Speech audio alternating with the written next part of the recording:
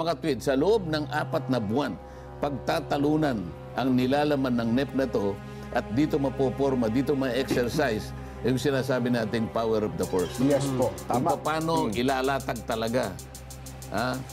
Pangkaraniwan na ang ating layunin ay maisalba, maproteksyonan, maipagpauna yung interes ng bawat isang mamamayang Pilipino. Bakit pagdating na nung BICAM, Jen, Yan na. bakit 2 taon na lang ang mag-uusap at pagkatapos mag-iiba ang porma? Kagaya nga na sinasabi nitong mga sumulat ng Luwakan Manifesto, paano nangyari? Wala namang akap, bigla na lang dahil sa pag-uusap ng 2 tao. Nagkaroon. Ibig ba sabihin, yung ginawa naming pinagsikapan namin na pag-uusap sa loob ng 4 na buwan, 300 sa Kamara. 300 sa Kamara, 24 sa doon. Senado. Katapos-tapusan, 2 BICAM meetings, 2 tao lang nag-usap para palitan lahat ang nakasulat doon. Oo, nabaliwala. Ito yung dapat maintindihan ng mga kababayan natin. Kaya sinasabi ko, tama lang na tumayo si Senator Ramy. Kaya lang, bakit? Hanggang doon lang ba? Kung kailan tapos na. Di ba? Nagawa na. Hanggang doon lang ba? Sasabihin mo ngayon na, may himala. Sino ba itong mga BIP? Pero ako, bago pa dumating doon, sasabihin ko, magkakagulo tayo pag hindi nyo binan.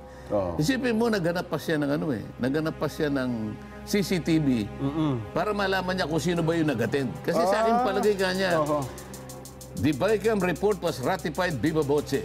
Ibig sabihin, ano lang? Salitaan lang po. Ay, who are in favor, say aye. Say Walang pirmahan, nay. Gusto niya makita kung sino yung physically present doon sa plenary. Hindi rin doon siya binigyan. Ang sabi raw nung namamahala ng CCTV, Madam Senator, because of the provisions of the privacy law, hindi ako papayag sa ganyang klaseng pangangatwiran, Jen. Maniwala ka sa akin. Naman. Hindi nila na i-provide pala yung kopya ng CCTV kung sino-sino. Binabanggit pa niya ganito. Sabi pa niya, hindi ba parte ng ating custom and tradition na kapag kayang nilabas na yung nilabas na yung BICAM report na yan, pipirmahan natin lahat yan, miski na yung bawat pahina. Opo. Kasi pinirmahan lang nila kanya yung signature page, yung kaduluduluhan. Pero yung kasano po sa gilid, yung mga marginal spaces, pumipirma po yan. Yan po yung customary natin. Yun ang tradisyon natin. Bakit hindi po natupad yan? Okay, kung ako yun. Ba't nga hindi ka nang gulo? Kasi kung ako yan, kung ako ang nandyan, magkakagulo na po tayo talaga. Maniwala kayo sa akin. Hindi ako papayag. Hindi lalabas yan. Kinakailangan, kung ako, maggagawa ko ng press con. Para lang pigilan ko ngayon. Ngayon, ang ibig kong mayari rito, dahil sa tinitingnan ko, mali itong nangyaring ito. Maring ibito ng Pangulo yung hindi, yung mga pinu-question na binawasan, opo. Yung mga idinagdag na ito, maring ibito talaga yan. At karapatan ng Pangulo yun. Paano itong mga binawasan o kaya yung tinanggalan? Kaya nung nag-privilege speech siya, hinahanap ko doon sa parte na kanyang privilege speech. Dapat sana sinabi niya, kasi binabanggit niya yung Pangulong Bongbong. Kaya nga, kinausap ko na po ang aking kapatid, ang ating Pangulo. Kaya lang po, nagpapatulong na ako sa inyo ngayon, sabi niya, sa mga colleagues niya. Idagdag ko na po yung boses, idagdag nyo na po yung boses para marinig po ng ating Pangulo ang sumamo ng nating lahat. Hindi ba? Opo, oo. Ako hinahanap ko, kung ako, sasabihin ko sa kanya, Mr. President, pwede ba tumawag ka ng special session? Meron pang panahon Halimbawa, December 26 o hanggang 27, ibalik po ninyo yung nawala po sa PhilHealth. Pwede pa ba ipatawagin ko ng Pangulo? Oo naman. Yung BICAM. May power. Nakareses na po kung di ba? Hindi nga, ibalik nga na para tinanggal mo yung PhilHealth Bakit mo tatanggalin ang PhilHealth? Opo. Kasi yung subsidy ng GAA, doon yun ang tatanggalin. Dahil nga meron na raw... mga reserve fund po, sobra-sobra pondo. Hindi reserve fund ang tawag nila Unused. Unused 600 billion. Hindi unused yung reserve yun Nasa batas yun, kinakailangan meron siyang reserve fund na katumbas ng 2 taon. 2 taon na kanyang operational program. Para hindi bumagsak, magkulap. Oo, kasi tama. meron ka pang actuarian dyan na dapat gamitin kasi yung member i-cover mo eh. Yun nga, Opo. Meron kang insurance contract sa mga member mo eh. Tama. Na kapag ka kinailangan i-call ng members yun, dapat meron kang pambayad. Kaya nga nasa batas yun 2 years eh. Tama.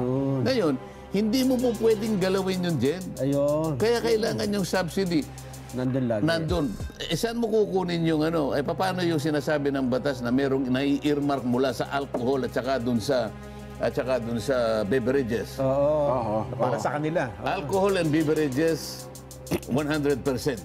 Oo. Doon sa tobacco 85%. Opo. Nung kita doon Sa sa 85%, Sa taxes. alisin mo lang yung 15% dahil may share yung farmer sa tobacco. Opo. Ibabalik mo yon, ibibigay mo sa PhilHealth. Opo. Pag hindi mo nilagyan ng GAA portion yon, paano yung na-earmark sa batas na automatic na napupunta sa PhilHealth? Oh.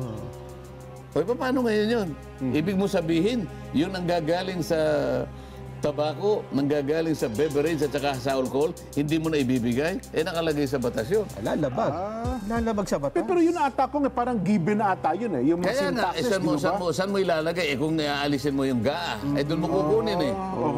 Isasama mo doon yun eh. Yun ang enabling. Kasi parang ang punto ata nila doon ko, kung hindi man nagbigyan ng subsidiya, ang tao tuloy pa rin ang contribution, tuloy pa rin po ang pagkuha doon sa syntaxes. Oo nga, kailangan mong palakihin nga yun eh. Kasi 2 years nga yung katapat nun eh. Opo. Kung halimbawa sumobra yun, nakalagay din sa batas eh. Kung Opo. halimbawa sumobra na yun, dagdagan mo yung coverage ng member. Yun. Taasan mo. Doon mo ilagay. Ayun, O kaya, ibalik mo yung... O kaya, Babaan mo yung kanyang babaan contribution. mo yung kanyang contribution. Nakalagay sa Yun. batas eh. Oho. Nakalagay sa batas talaga yun. Ayun nga pala. Ngayon pala Kaya dapat ang ginawa. aking problema rito, ang concern ko rito, paano maayos yun? Hindi maayos sa simpleng bito lang. Mabibito mo yung mga wala rito talaga, tanggalin mo dahil kasobrahan yun. Nandun yung nga sinasabing BIP. Oo.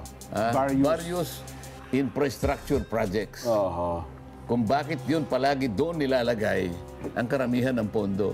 Sabi nga natin dito, hindi ba nakatarget yung pangangailangan, yung interes ng bawat mamamayang Pilipino? Ba't binawasan mo yung mga agencies na palaging doon lang nakatutok? Lalong-lalo na yung mga marginalized. Dapat targeted yan, Kong. Tukoy mo Diba? dapat yan, Kong. Kaya dapat. Oo. Sana nakikinig ang Malacanang dyan. Ano? Pero naman siguro nakikinig. Oo naman po. Oo. Kailangan po ay tumawag kayo ng special session, Mr. President. Para po maiwas to ito. Kasi kailangan po talaga yung hindi po, yun lamang sinasabi nating konsulta package dyan eh. Na sinasabi, ng PhilHealth. sa ngayon nata 1,700. Hindi po konsulta lang yung 1,700. Paano yung hospitalization? Paano yung laboratory? Paano yung professional fee? Hindi na ba natin isasaalang-alang yun? Kaya ang kwenta natin eh, sa 10,000, baka mamaya kulang pa yun eh. Sa 5,000 na lang. At least may karagdagang 500 billion siguro. Yun ang idadagdag mo sa 600 million sapagkat yun ang contract liability sa insurance. Hindi mo pwedeng tanggalin yung subsidy na manggagaling sa GAA sapagkat pati yung manggagaling sa tabako at saka sa alcoholic beverages. Ano O kaya, pagpapatayan? pati yun mawawala. Yun nga. Ay, saglit lang, Kong. Ano ha? Medyo... Mainit eh, no? Nagpapalpitate ako sa mga... Hindi, tsaka ang tanong pa, paano yung remedyo? Ano? Yun Ang remedyo, yung sinasabi ko, meron pang remedyo, meron pong natitirang panahon pa. The President should call for a special session para ibalik po yung nawala. Ayun.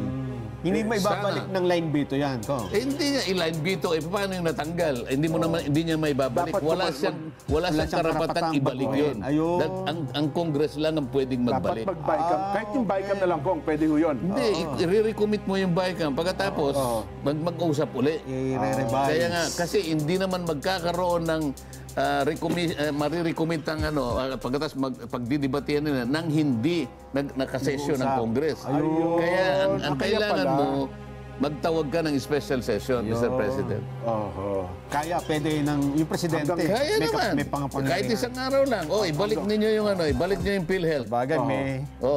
Tapos yung iba DepEd. tanggan niya para magkukunti na ibibito ko, halimbawa. Tapos ibalik niyo itong mga nakalagay ditong pinagtatanggal niyo.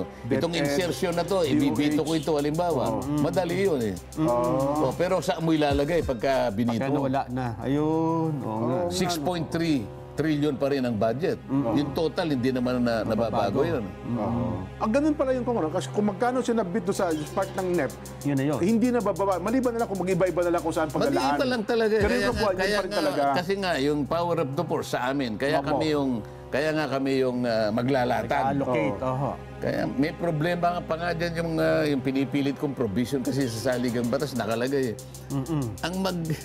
Nag-allocate. Ang mag-allocate yan is exclusive sa House of Representatives. Ang sinasabi kasi, and the Senate can propose or concur. Yun. Mag-propose ka lang pero hindi ka pwedeng mag-impose. Ang nangyayari, nag-impose na 2 tao lang. Ito yung pinaka-ayaw ko. Ito yung anomalous eh.